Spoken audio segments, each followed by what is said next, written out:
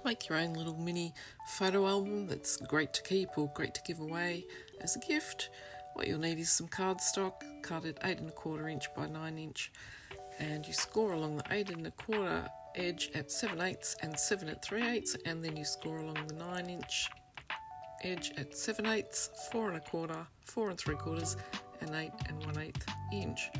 Fold all those folds over so you get an idea of where they are, and then the ones around the edge will fold over, and you will need to cut the corners off. Now I cut them off too small first time around and it folded over and looked really crappy, and then I realised you actually have to cut the larger corner there. You can do it with scissors or do it on a proper trimmer using an angle guide or something.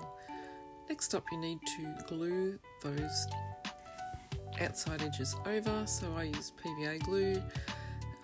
You could also use double-sided tapes. I did the top and the bottom first, and then I did each side. That's nice and neat, looks great.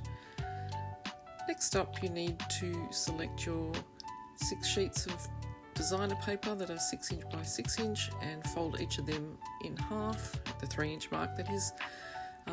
That's after you decide which way up you want them all and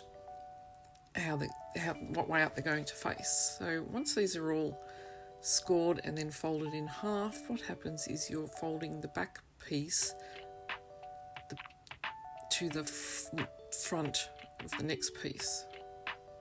So it'll all open like that, as you see.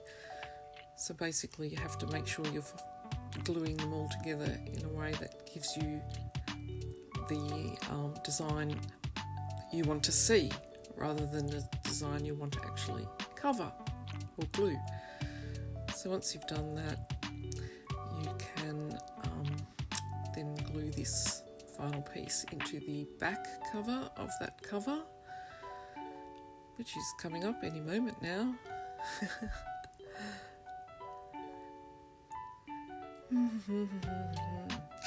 If you want to go back into my TikToks and my Reels or whatever, you will actually see a completed one of these with a cat on the front cover to see what they're like when they're finished. This is just the framework for something like that. So you've glued that in there. You need to measure that inside front cover, cut another piece of cardstock to cover that and make it tidier.